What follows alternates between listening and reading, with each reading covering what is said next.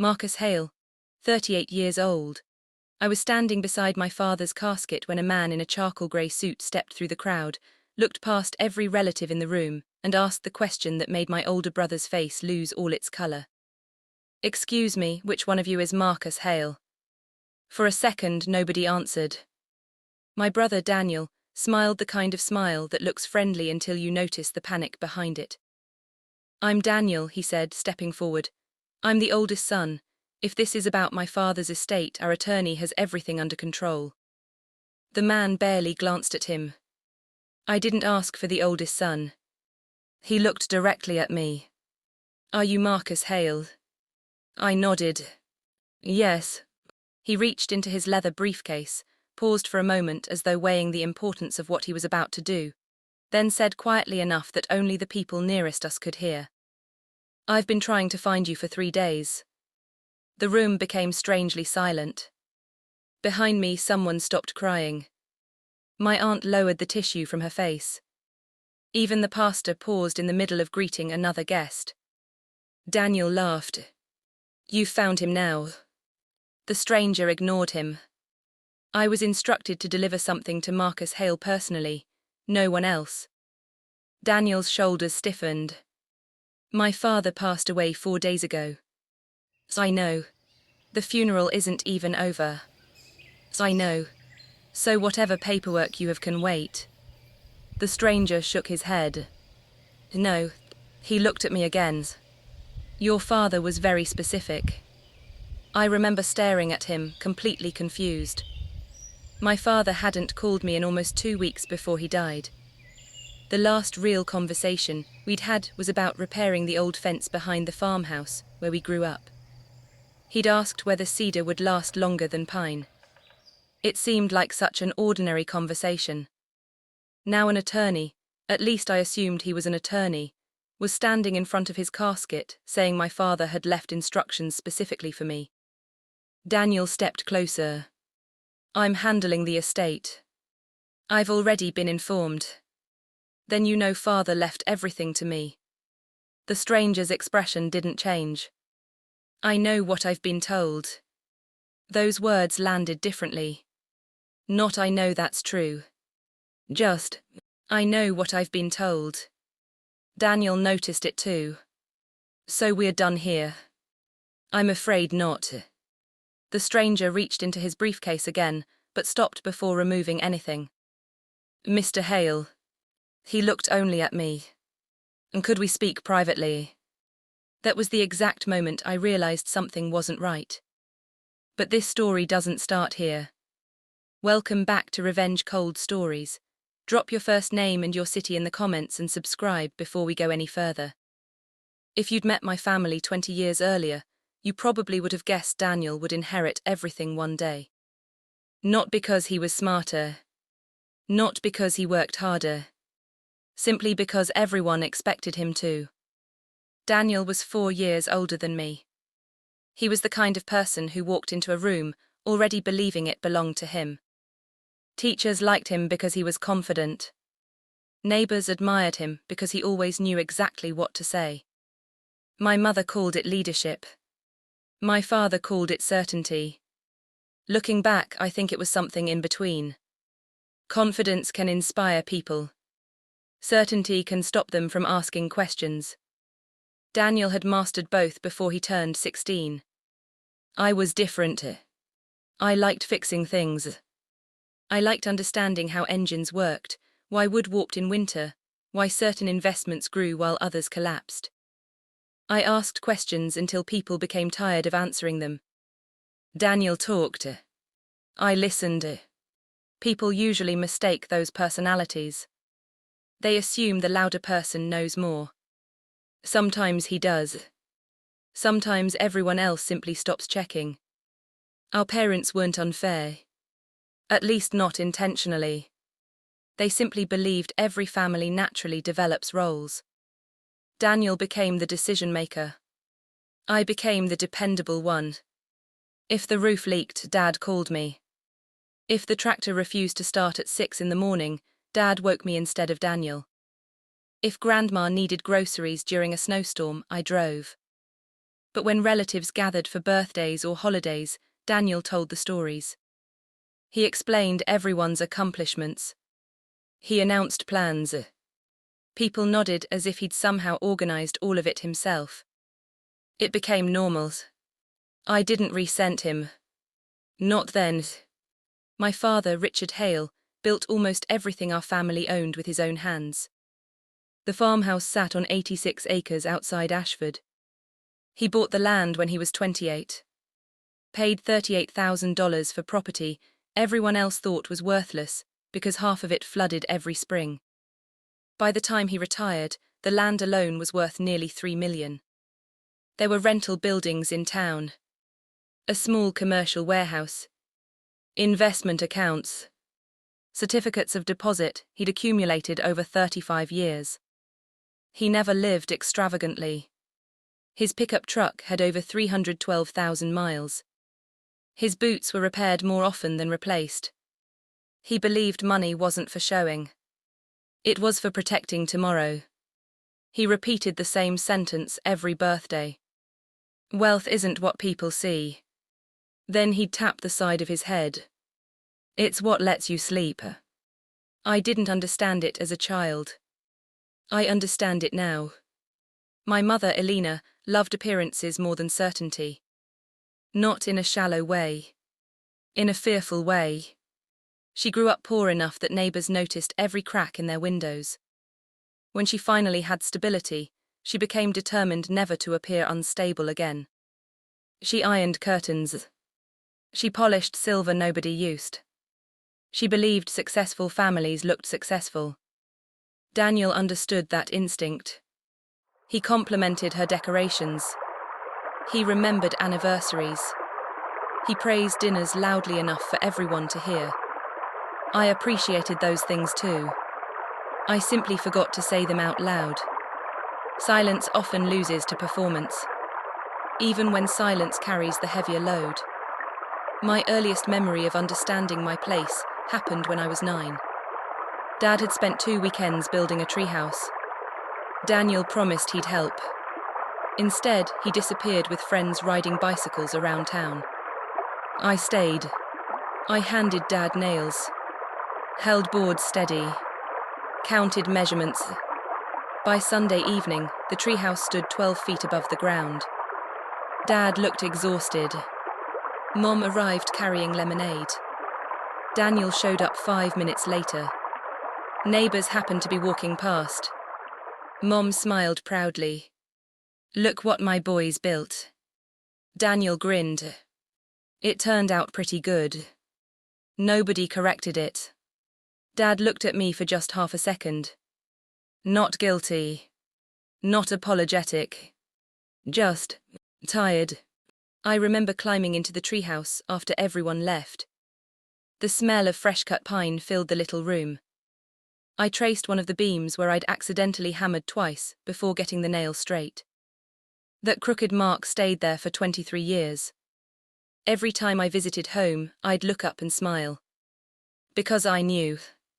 Even if nobody else remembered. Years later, I realized that treehouse wasn't about wood. It was rehearsal. Daniel learned recognition often belonged to whoever spoke first. I learned satisfaction could exist without applause. Those lessons shaped both our lives. After high school, Daniel studied business for 2 years before dropping out. He said professors wasted his time. He moved through sales jobs, real estate, insurance, mortgage lending. Every career ended the same way. He'd start brilliantly, charm everyone, then grow impatient with rules. He always had another opportunity waiting. Always another explanation. Meanwhile, I earned an engineering degree. Graduated with honors. Accepted a manufacturing position 2 states away. Worked 60-hour weeks. Saved aggressively. Bought my first duplex at 28. My second rental property before turning 31. Eventually, I started a precision fabrication company with 1 CNC machine, purchased through a bank loan of $480,000. The first year we generated 800,000 in revenue. 5 years later, revenue exceeded 11 million annually. We employed 63 people. Every Christmas, I paid bonuses averaging 23% of annual salary. I never posted about it. Most relatives thought I worked with machines. Daniel once introduced me at Thanksgiving by saying, "Marcus is basically a mechanic." I smiled. Correcting him seemed unnecessary. Dad knew the truth. He visited my facility twice. Walked slowly through the production floor. Ran his fingers across finished aluminum components. He didn't understand every machine. He didn't need to. He watched employees greet me by name. Watched supervisors disagree with me without fear. On the drive back, he said something I'd never forgotten. "You built something people trust." Then he looked out the passenger window. "That's harder than making money." It was the closest thing to praise he ever gave. Coming to this story, it mattered more than anyone realized. Dad wasn't a man who repeated compliments. If he said something once, he expected you to remember it for the rest of your life. I did. Daniel, on the other hand, collected praise the way some people collect old coins. He enjoyed hearing it so much that after a while he stopped caring whether he had earned it. That wasn't because he was lazy. It's important to understand that. Daniel worked incredibly hard when the reward was immediate. If there was a commission check, he'd make 50 calls before lunch. If someone important was watching, he'd volunteer first. If there was applause waiting on the other side of the effort, nobody could outwork him. But if the reward required patience, if it required years, if nobody would notice for a while, his interest faded. Our father understood that long before I did. He never said it directly. Instead, he'd ask questions. How long are you planning to stay at this job? What's your backup if the housing market slows? Have you put anything away for taxes? Daniel always had answers. Confident answers. Convincing answers. Looking back, they were usually designed to end the conversation rather than solve the problem. Dad would nod and let it go. Not because he believed him. Because he'd learned that advice only works when someone wants it. The last 10 years of Dad's life settled into a rhythm. He woke at 5 every morning. Fed the horses even after selling most of the farm operations. Read the newspaper from front to back. Crossword puzzle in ink. Never pencil. He claimed committing to an answer made you think harder. Every Sunday afternoon he'd sit in the same worn leather chair, with the family Bible resting on the small oak table beside him. He wasn't an especially outspoken religious man. He rarely quoted scripture.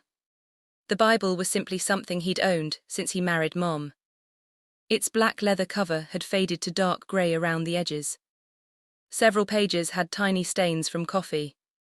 Inside were birth certificates, funeral cards, pressed flowers, handwritten recipes from Grandma, and dozens of folded notes collected over 40 years. To everyone else, it was just an old Bible. To Dad, it was where important things stayed. Nobody touched it. Not because he forbade us. Because it felt personal. Even Mom dusted around it instead of moving it.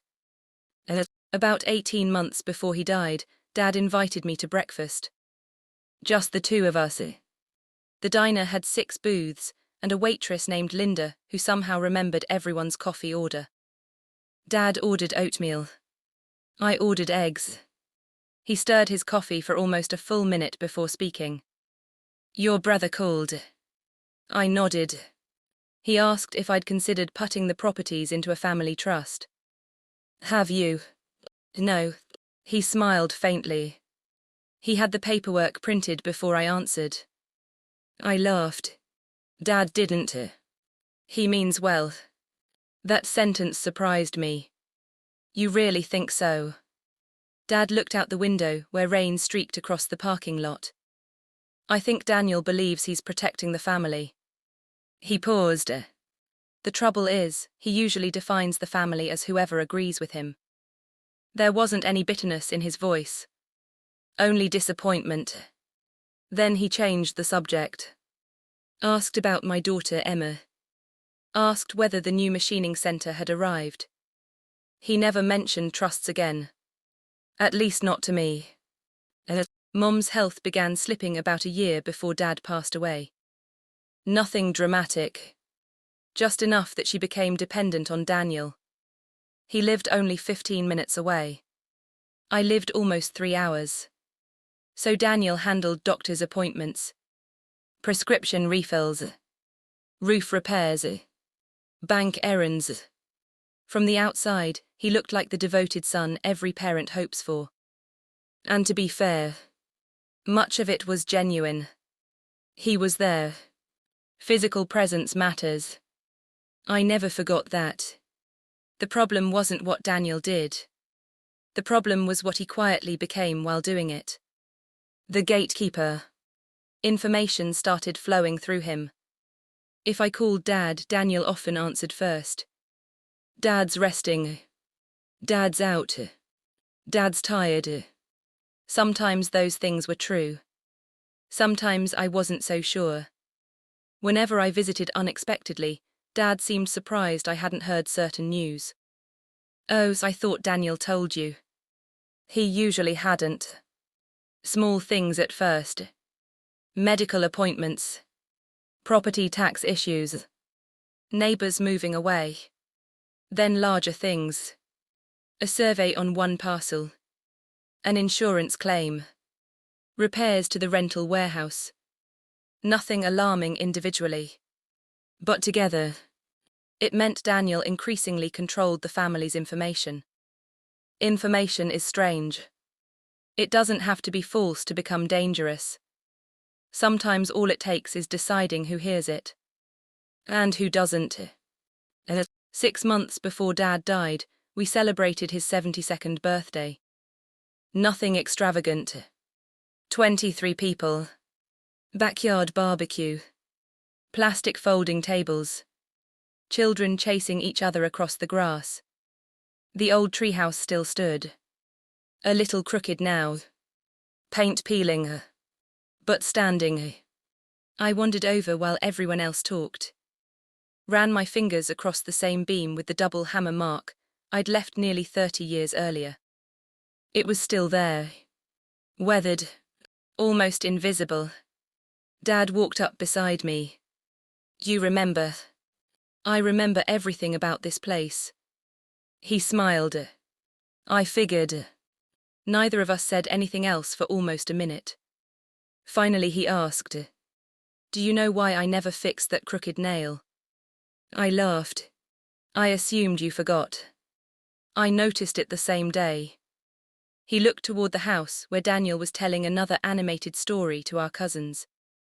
I wanted somebody to know perfect isn't the same as honest. I stared at him. He tapped the beam. This tells the truth. Those 5 words stayed with me long after the party ended. At the time, I thought he was talking about carpentry. Now I know he wasn't. Dad suffered his heart attack on a Tuesday morning. One of the farmhands found him beside the equipment shed. He was still conscious when the ambulance arrived. He died 4 hours later. I made it to the hospital 12 minutes too late. That fact haunted me. Not because I believed I could have saved him. Because I never got to say goodbye. Daniel met me outside intensive care. His eyes were red. He hugged me tightly. For that moment, he was simply my brother. Not my rival. Not the confident salesman.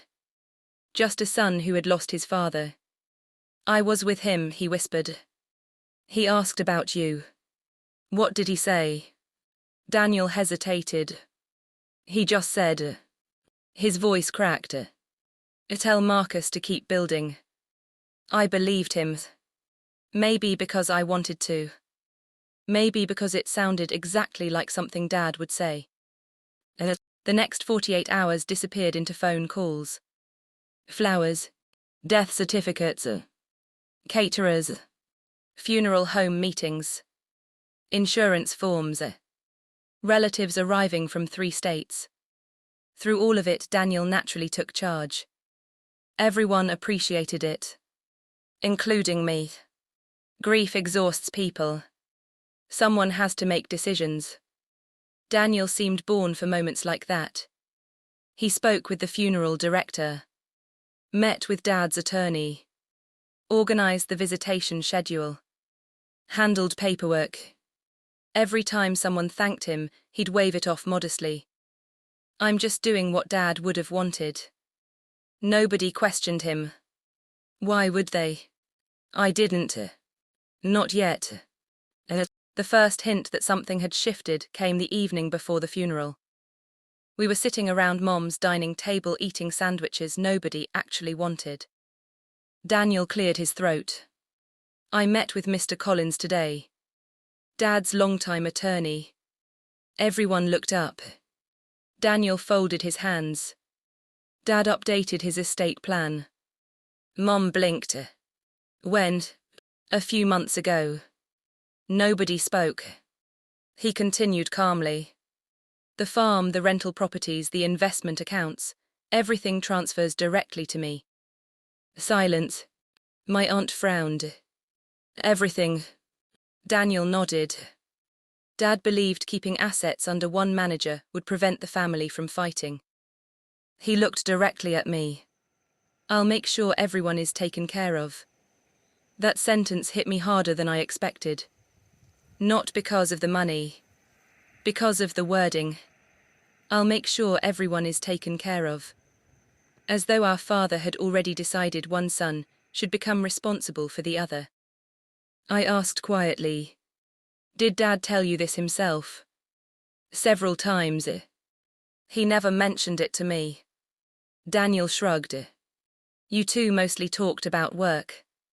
It wasn't cruel. It was casual. Almost dismissive. Like someone commenting on the weather. But somehow, that made it hurt more. Because the implication was simple. Dad trusted Daniel with the future. He trusted me with conversations about machinery. Mom wiped her eyes. If Richard made that decision, I have to respect it. Nobody argued. Not because everyone believed Daniel completely. Because questioning a dead father's wishes the night before his funeral felt almost disrespectful. I nodded once. I understand. And I meant it. If Dad truly made that choice, I would accept it. I wouldn't like it. But I'd accept it. The only thing I couldn't accept was never hearing it from him. I didn't sleep that night.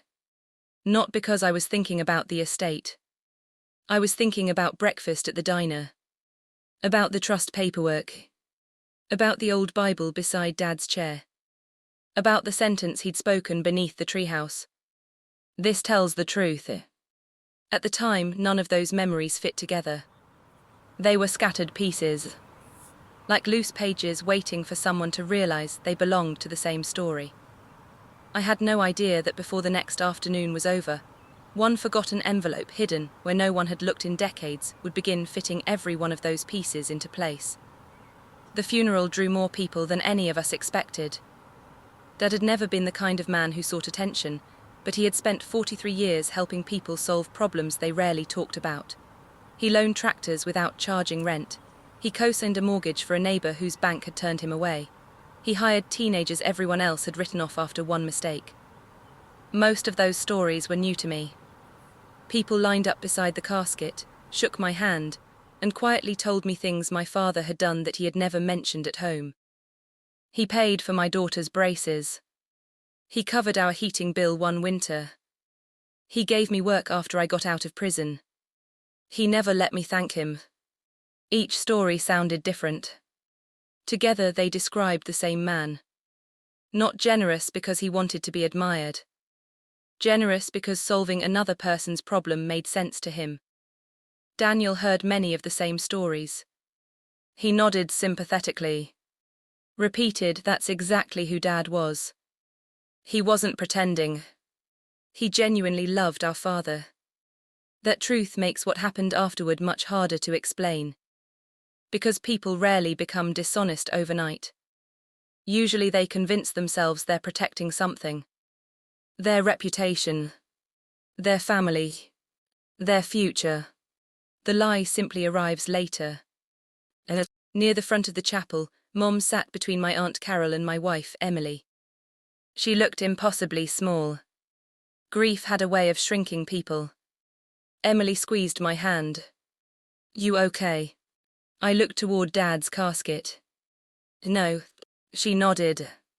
"I know." She never tried to fix sadness. That was one of the reasons I'd married her. She understood some things weren't problems. They were seasons. You survived them one day at a time. After the service, people gathered in the reception hall next door. Coffee, sandwich trays, quiet conversations. Children whispering because someone had told them funerals required whispering. Daniel stood near the center of the room, answering questions. Almost unconsciously, people formed a circle around him. He was explaining legal timelines. Probate, property taxes. How Dad had carefully planned everything. I stayed near the window speaking with two of Dad's former employees. One of them, Frank, had worked on the farm for nearly 20 years. He leaned closer. "Can I ask you something?" "Of course." Did Richard really leave everything to Daniel? I hesitated. "That's what we've been told." Frank frowned. "Seems unlike him." "Why?" "He always said equal wasn't always identical." Frank smiled sadly. "But family should never wonder where they stand." That sentence bothered me. Not because it proved anything. Because it sounded exactly like Dad. About 30 minutes later, Mr. Collins finally arrived. Dad's attorney. He looked exhausted. His tie was crooked. There were dark circles under his eyes. Daniel immediately walked toward him. "There you are. I got here as quickly as I could." Daniel lowered his voice. "I've already explained everything." Mr. Collins looked surprised. "You've explained what?" "Dad's estate." A strange expression crossed the attorney's face. Not panic. Confusion. The kind professionals get when they realize two conversations have somehow become one. "I see." Daniel smiled. "So we're all on the same page." Mr. Collins didn't answer immediately. Instead, he looked around the room. Then at me.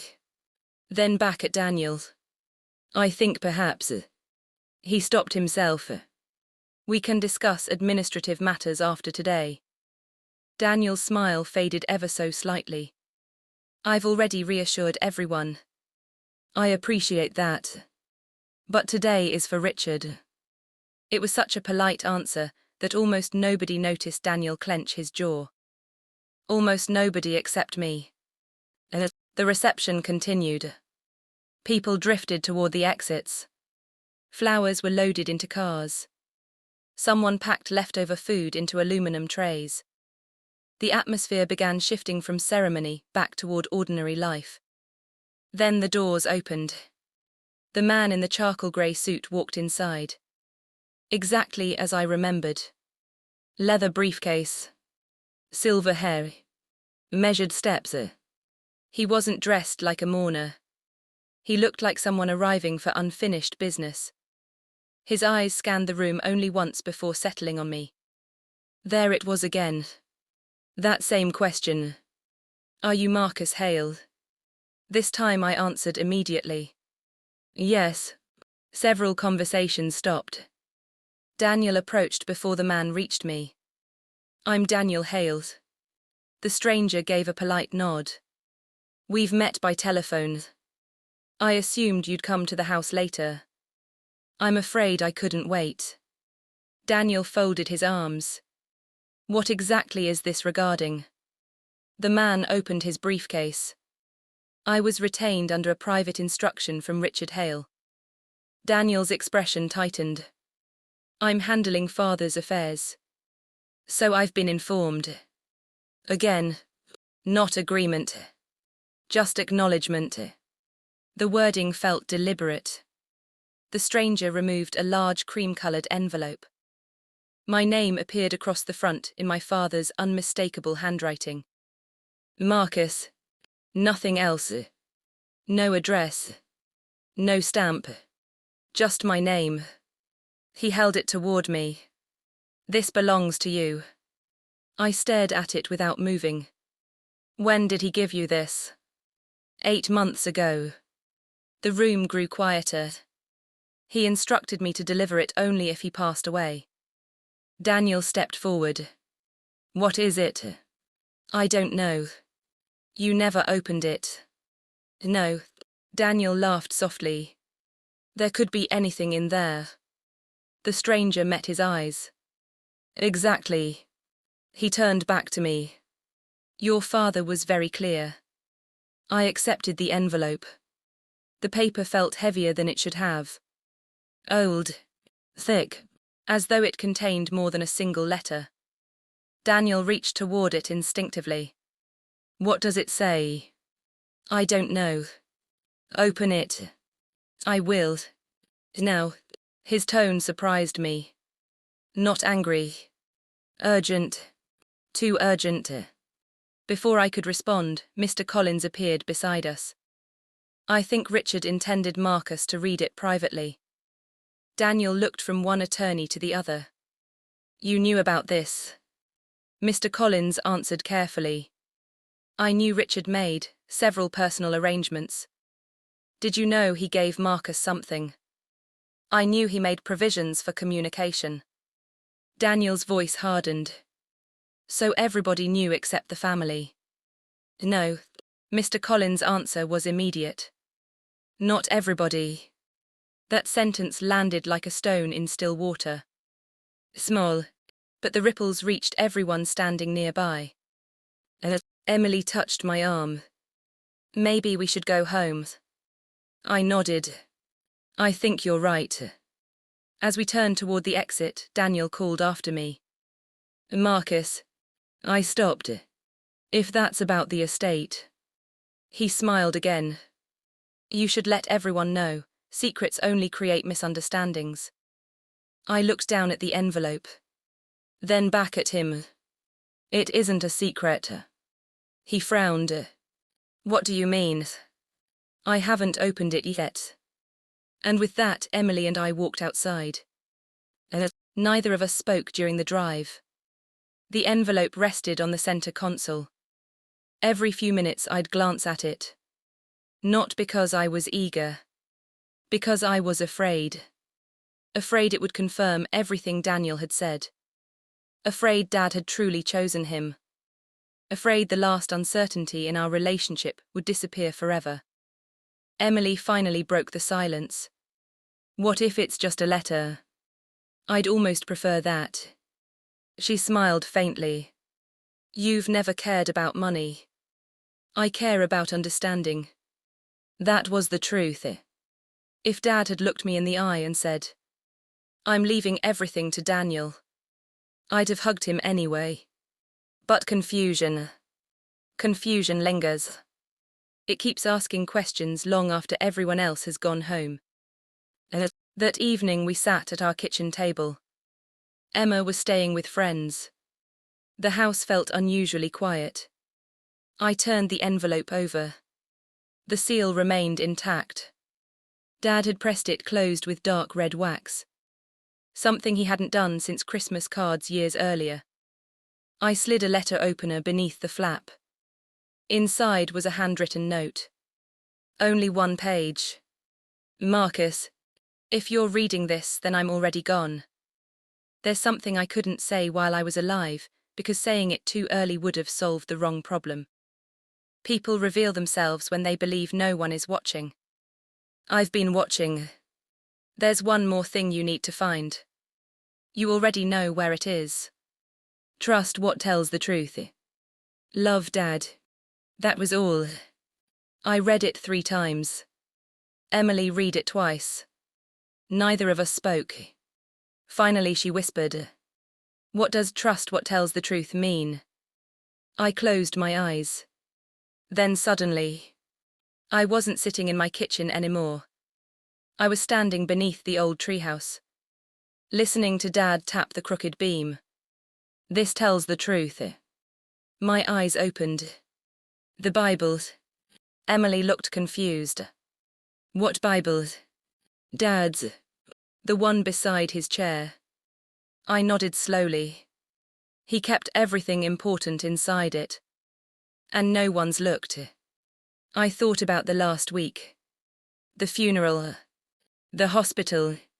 Daniel organizing paperwork. The house full of relatives. Then I realized something. Nobody, not even once, had mentioned the old family Bible. It had simply disappeared into the background. Exactly where it had always been. The next morning I left before sunrise. I didn't tell Daniel where I was going. I didn't call my mother. I didn't even tell Mr. Collins. Only Emily knew. When I reached the farmhouse, the driveway was already full of trucks. My cousins were helping clean the property before relatives returned to their own lives. Someone was stacking folding chairs in the barn.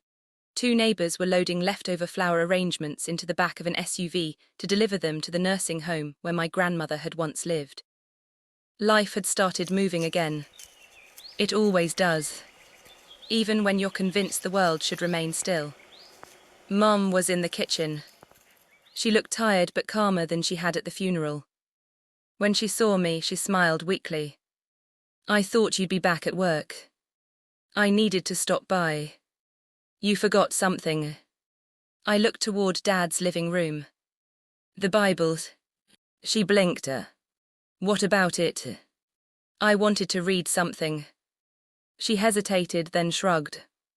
"It's where it's always been." That answer surprised me.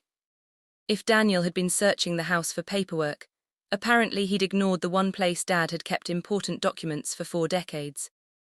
Or perhaps he believed he'd already found everything he needed. Either possibility unsettled me. I walked into the living room.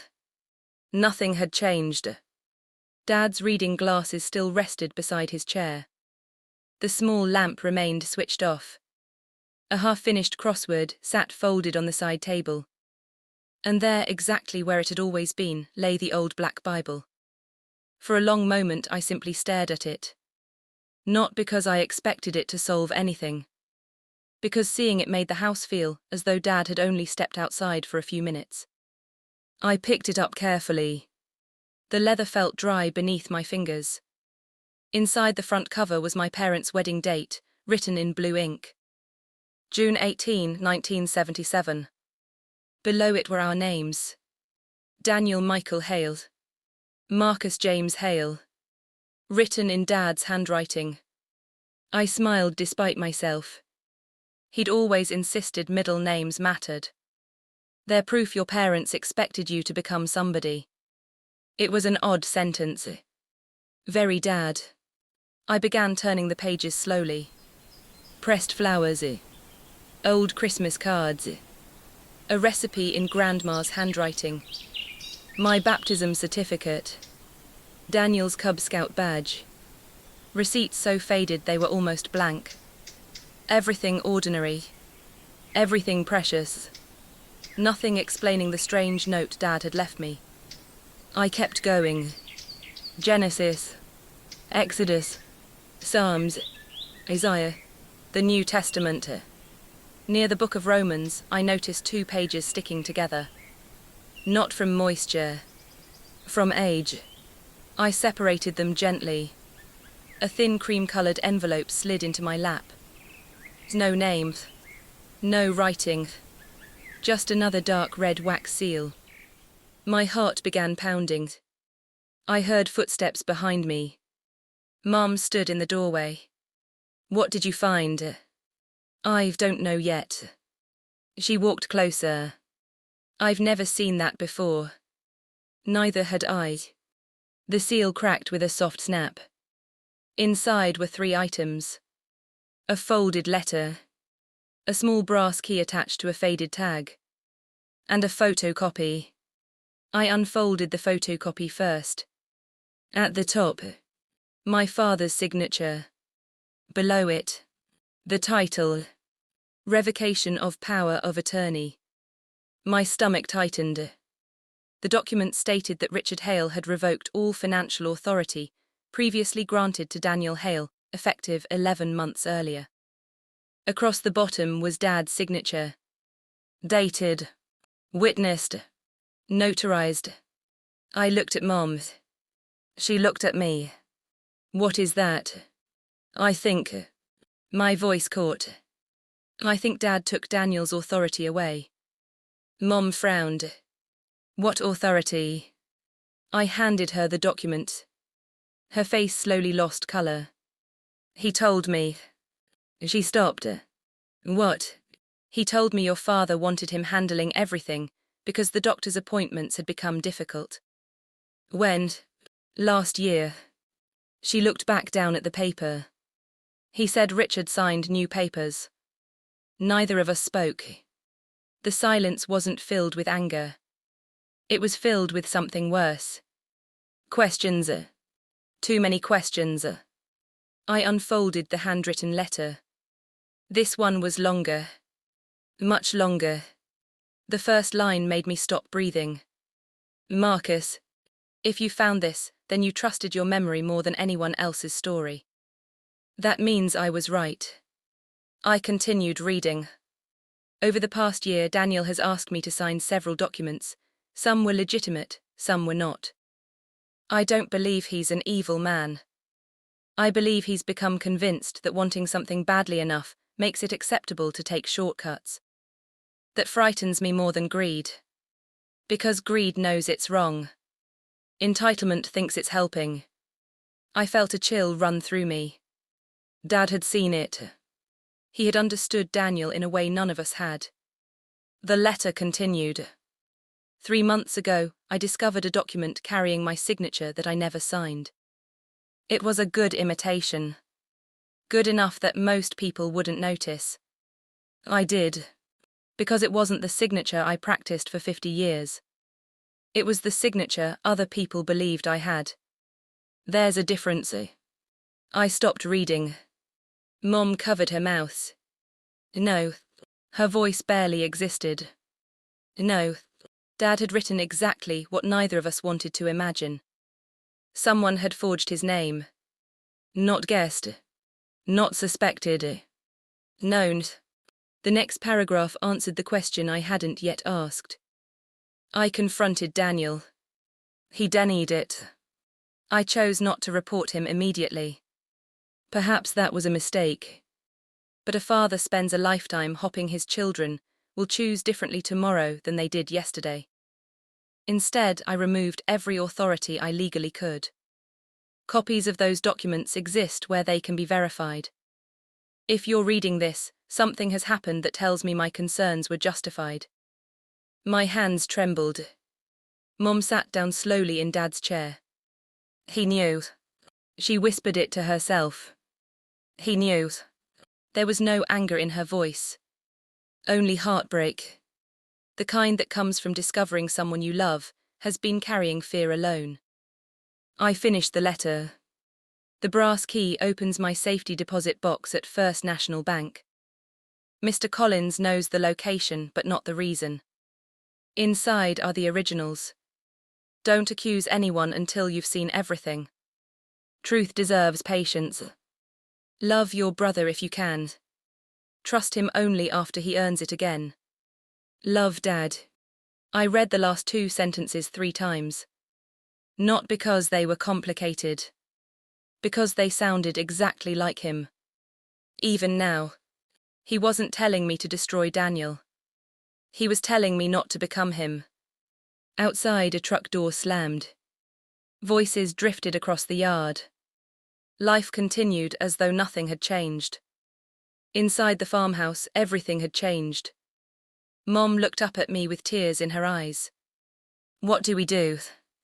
I carefully folded the letter back into its envelope. We do exactly what Dad asked. And Daniel. I looked at the empty doorway. I don't think Dad left these for revenge. I paused. I think he left them because he knew the truth would eventually need witnesses. At that exact moment, neither of us noticed the sound of a car pulling into the driveway. Daniel had arrived. And he wasn't alone. Daniel's black SUV rolled slowly up the gravel drive.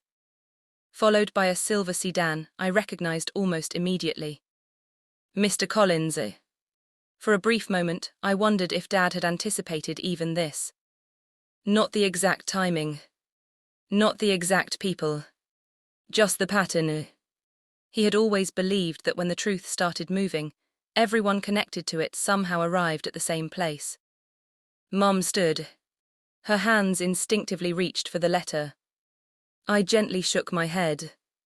Not yet. She looked at me uncertainly. You heard what Dad wrote. She nodded. Truth deserves patience. Exactly. I slipped the letter, the photocopy, and the brass key back into the envelope before placing it inside my jacket. By the time the front door opened, my heartbeat had settled. Not because I wasn't nervous. Because I suddenly felt responsible. Dad hadn't left me evidence. He'd left me instructions. There was a difference.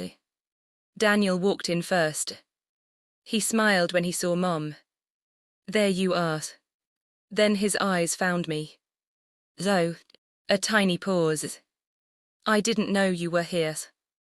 I came by to check on Mom. That's thoughtful. His tone was perfectly pleasant. Almost too pleasant. Mr. Collins entered behind him carrying a slim leather folder. He gave me a polite nod. Marcus, good morning. No one mentioned the Bible. No one mentioned the envelope. For a few moments, the conversation stayed ordinary. Coffee, neighbors, the number of people who had attended the funeral. Normal words trying unsuccessfully to cover an abnormal silence. Finally, Daniel cleared his throat. Mr. Collins thought it might be helpful if we reviewed Father's estate timeline. Mom frowned. Today, there are some forms that shouldn't wait.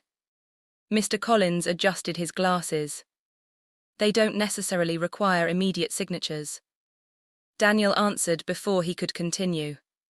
But delaying creates unnecessary complications. I watched them carefully. Daniel wasn't acting frightened. He was acting rushed. There is a difference. Fear looks backward. Urgency looks forward. It wants tomorrow to arrive before today asks too many questions. Mr. Collins opened his folder. As everyone knows, Richard executed several estate planning documents over the years. Daniel nodded confidently. The latest version is the one that matters. Mr. Collins looked at him for a second longer than usual. Generally speaking, yes. Generally. Another careful word. Another answer that wasn't quite agreement. I was beginning to notice how often lawyers communicated by choosing what not to say. Mom asked quietly. Richard really intended everything to go to Daniel. The room became still. Mr. Collins answered slowly. I can only speak to documents presently in my possession. Daniel immediately added. And those documents are perfectly clear. Again, he answered before anyone had actually challenged him. That bothered me. I decided to ask a simple question. Dad ever mention changing his mind? Daniel looked at me. No, not once. No, you were with him almost every day. That's right. So he never expressed any concern about paperwork. Daniel smiled. What are you getting at? I'm asking a question. And I'm answering it. His confidence remained intact. But something had changed.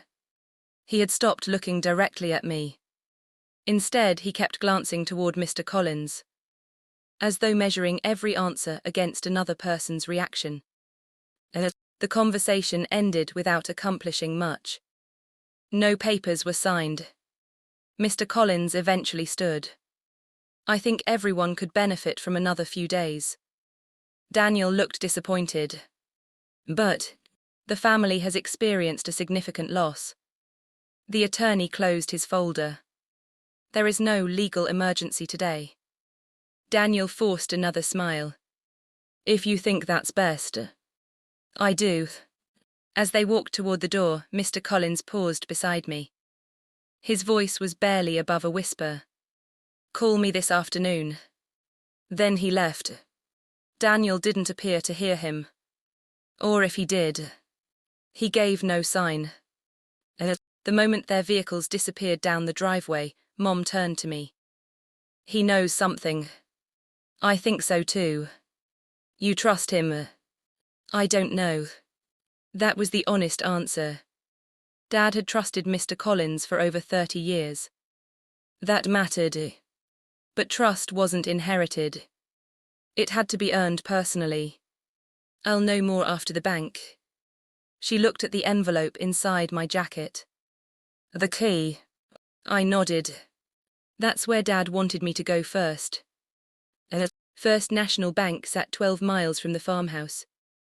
A brick building with faded brass handles and a clock that had been 5 minutes slow for as long as I could remember. Dad used to joke that it gave people extra time to think before making financial decisions. The same branch manager had worked there for nearly 20 years. Her name was Susan. When I placed the brass key on her desk, her expression changed immediately. I wondered when someone would bring this. You knew? She nodded. Your father visited 6 months ago. She disappeared into the vault. Returned carrying a medium-sized grey metal box. She checked my identification.